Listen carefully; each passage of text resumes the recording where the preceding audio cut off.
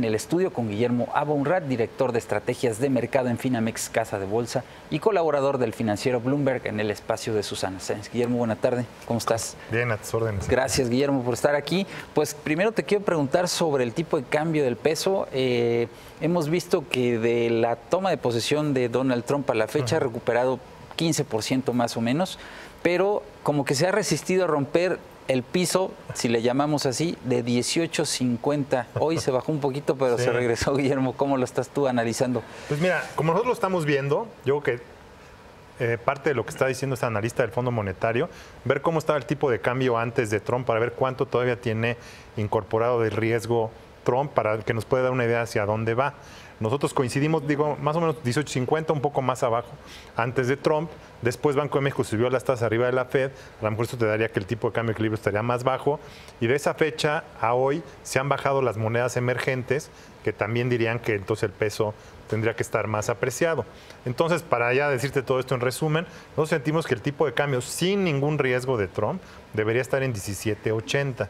Entonces, casi que te das cuenta que ha habido 5 pesos de margen de Trump, ¿no? O sea, casi que llegó a 22 y se te amenazaba con llegar a 22.80 y podría llegar a 17.80 cuando ya el mercado diga cero efecto Trump. Entonces, pensamos que en la medida que todo Trump se desvanezca, ese podría ser el punto.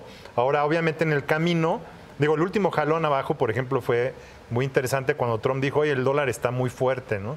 ¿No te acuerdas? Hace poco. Ese fue como de 18.70 se bajó a 18.50. Es un poco la dicotomía Trump, ¿no? Que decíamos, quiere hacer cosas, pero las cosas que está haciendo apreciaron el dólar, entonces no le conviene. Entonces, pero cada vez todo lo que está prometiendo pues, se ve más difícil.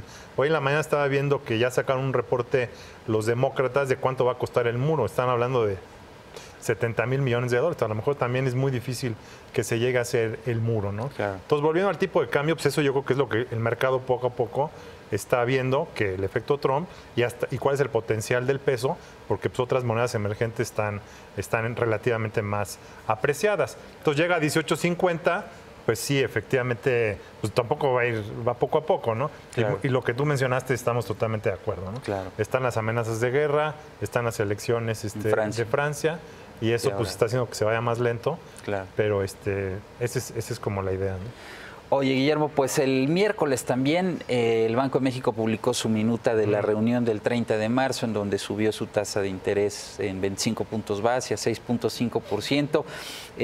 Pero bueno, se cruzaron los días de descanso, ya no hubo posibilidad de analizar los mensajes de Banjico. Pero tú escribiste un artículo en donde señalas que lo que se puede ver es la discusión que hay al interior de la Junta de Gobierno sobre qué tanto se debe seguir a la Reserva Federal. Exactamente. Yo que es el mensaje de Banjico, yo te lo resumiría así. Lo que están diciendo es, oye, la inflación sí está subiendo mucho. Podría llegar a cerrar el año en 5.60, como hemos dicho aquí antes. Es un choque importante la devaluación más los efectos de la gasolina, pero son efectos de una vez por todas. Yo creo que ahí estamos de acuerdo con Banjico. Entonces dice, eso es de una vez por todas. Entonces subir la tasa pues tampoco es mucho lo que se puede hacer para evitar que alzas en costos se pasen a los precios. Y ya llevo 325 puntos de alza, ¿no? Como diciendo, ya hice bastante. Y entonces eso me llevó a un diferencial de tasas con Estados Unidos bastante abultado, que ya es el más alto desde 2019.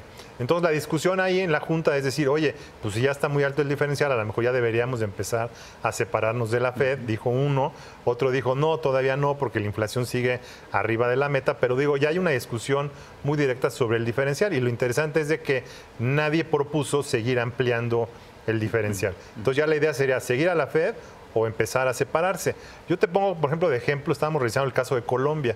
Colombia, por ejemplo, subió las tasas mucho más rápido que nosotros. También tuvo una inflación por una depresión del tipo de cambio. Estaban en 3.25, nosotros estábamos en 3.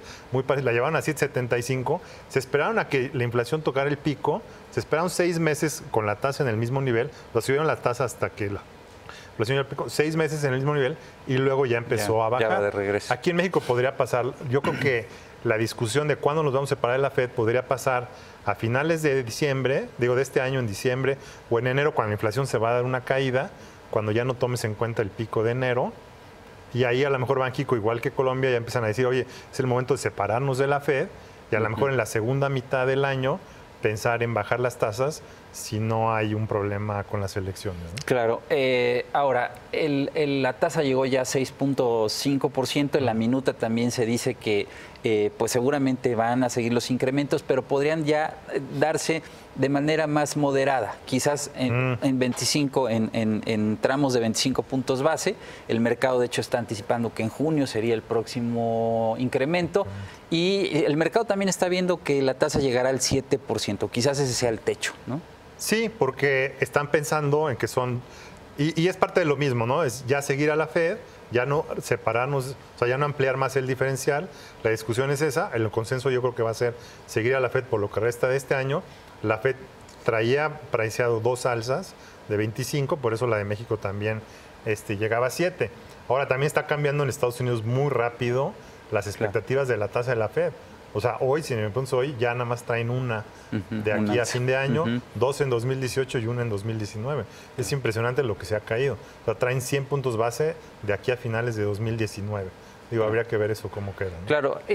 Ahora, si la tasa, digamos, con esta analogía, este modelo que usas del caso colombiano, pues igual México podría mantenerse en ese 7%. Ahora, exacto. 2018 es un año electoral, Guillermo. O sea, seguramente pues no va a haber movimiento en la tasa previo a las elecciones. La pregunta es qué va a pasar después. Es que fíjate, ese es lo que estamos pensando, que coincide también con Colombia, que a lo mejor de enero a junio convenga seguir a Colombia con una tasa plana, o sea, que no, ya la inflación, ver que vaya hacia abajo, ir consolidando esa baja sin bajar la tasa, esperar a que pase el proceso electoral. Y digo, aquí hay muchos escenarios, ¿no? Supongamos que sale algo favorable, que la gente no tiene, no hay disputas, el que ganó, ganó, el Congreso queda dividido, entonces no hay posibilidad de hacer grandes cambios en el próximo sexenio. Entonces nosotros pensamos que eventualmente, en la medida que la inflación en México llegue otra vez a los niveles de la meta, tendríamos que regresar a un diferencial con Estados Unidos del de que estamos ahorita de 575 a uno de 375. Pensamos que ese es el de mediano plazo, ¿no? Entonces ahí la cosa es, si Estados Unidos sí llega a 3%, pues México llegará a 6.75 y los futuros hoy dicen que va a llegar a 1.75 a finales de 2019. Entonces ahí la tasa de México pues, se caería a 5.5, ¿no? Claro. Por lo pronto, pero falta mucho. Sí, falta mucho y es lo que te iba a decir. Para cerrar, pues por lo pronto la inflación sigue presionada. Vamos a tener el dato quincenal el próximo lunes y pues seguramente arriba del 5.50, no sé cómo la estás viendo tú. Pues mira, hoy sacamos nuestro pronóstico. Sí, la inflación anual sube a 5.64. Hay ahí algunas cosas que vimos, subieron los agropecuarios, hay algunos efectos de todavía que estamos viendo en las mercancías, vimos que subieron los lácteos, ¿no? De manera importante. Entonces sigue en mercancías la presión del tipo de cambio. Pero otra vez, digo, a lo mejor nosotros no estamos de acuerdo con Banxico de que la inflación se va a empezar a bajar, la inflación anual a finales de 2017 y en 2018 va a llegar a cerca de 3. Nosotros estamos pensando que sí es una inflación, un efecto de una vez por todas, no hay un proceso inflacionario, pero sí a lo mejor va a tomar un poco más de tiempo, ¿no? Claro. Pero de que va a llegar al 3 hacia 2019 y que el spread tiene que cerrar a 3.75, eso yo creo que se ve más lento, claro, pero seguro. Lento pero seguro. Gracias, Guillermo.